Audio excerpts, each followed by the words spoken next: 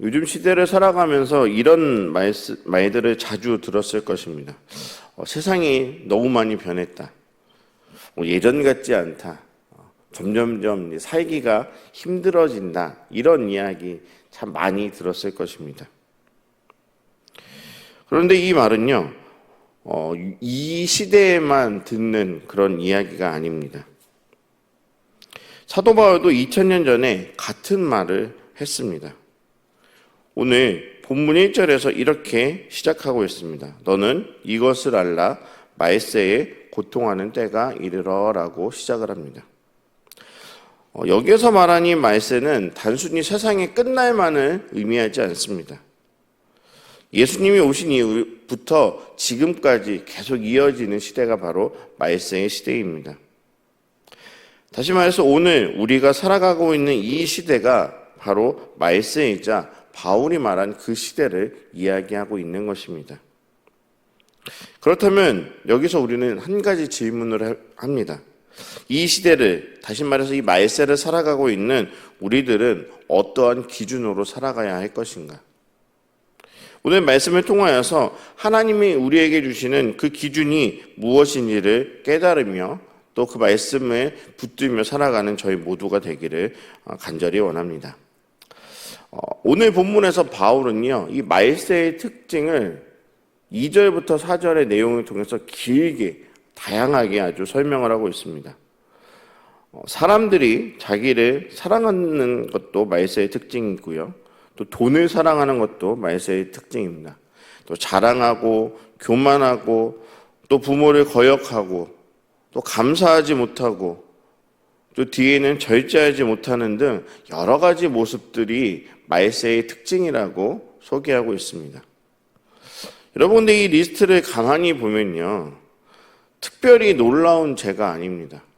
말세라고 해서 더 어떤 특별한 죄가 있는 것이 아니라 이것은 이미 우리 주변에서 너무나도 쉽게 보는 죄의 모습들입니다. 그런데 중요한 것은요, 이 모든 죄의 중심에 있는 뿌리입니다. 그 뿌리는 바로 무엇이냐? 자기 사랑에서 시작되는 죄입니다. 보통은 우리가 말세의 특징을 외적인 그런 모습으로 찾습니다. 한때 이제 그 2000년이 다가오기 전에 이제 마지막 때라고 해서 시대가 굉장히 뭔가 문제가 될 수 있고 사회적으로 여러 가지 이슈들이 일어났을 때 우리는 그때가 말세인가 보다라는 그런 걱정을 하며 2000년을 맞이했던 그런 경험들이 있을 것입니다. 그런데 성경은 이런 외적인 데서 찾는 것이 아니라 더 깊이 들어갑니다. 말세의 핵심은요, 외적인 행동이 아니라 바로 그 마음의 중심의 방향이라는 것을 우리들에게 이야기해주고 있습니다.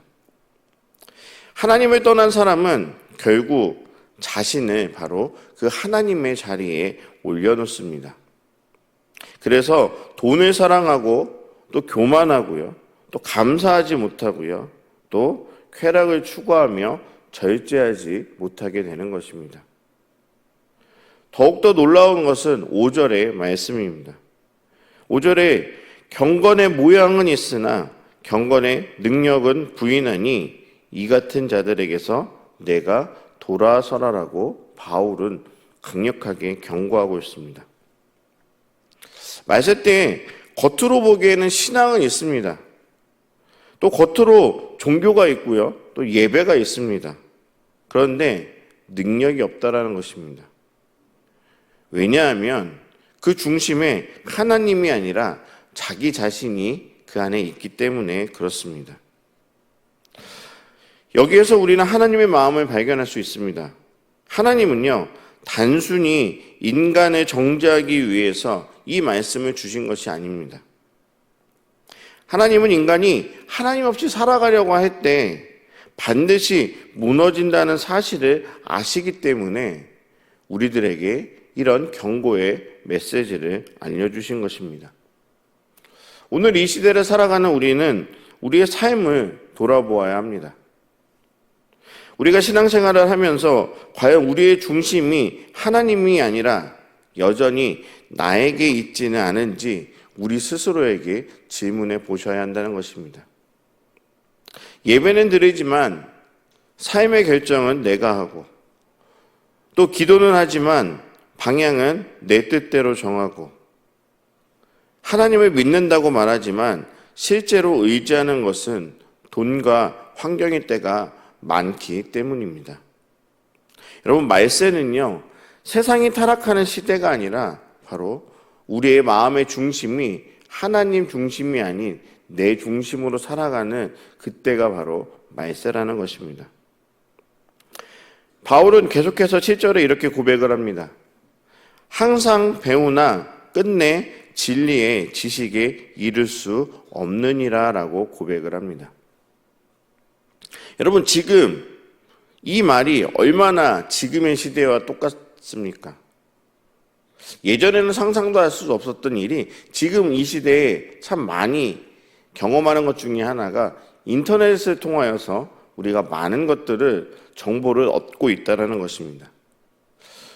예전에는 유명한 목사님들의 설교를 듣기 위해서는 그 교회를 찾아가서 듣는 것이 우리의 일이었지만, 이제는 내가 앉은 핸드폰을 열기만 해도 전 세계의 유명한 목사님들의 설교를 직접 들을 수 있습니다. 그 어느 시대보다 많은 정보를 우리가 가지고 살아간다는 것입니다. 설교도 많이 있고요, 또 강의도 많이 있고요, 또 책도 참 많이 있습니다. 그런데 변화는 적습니다. 왜 그럴까요? 우리는요, 말씀을 정보로만 받기 때문입니다. 성경에서 말하는 진리는 단순한 지식이 아니었습니다. 바로 예수 그리스도 자신이셨습니다. 그래서 예수님은요, 내가 진리다라고 말씀하셨습니다.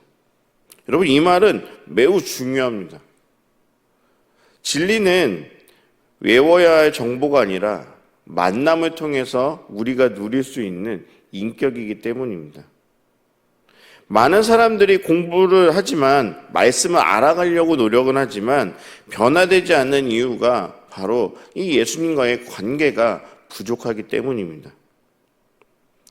말씀의 위험은요, 틀린 정보를 믿는 것이 아니라 바로 이 진리이신 예수님과의 관계없이 신앙생활을 할 수 있다는 이 착각이 바로 말세의 모습이라는 것을 기억하시기 바랍니다.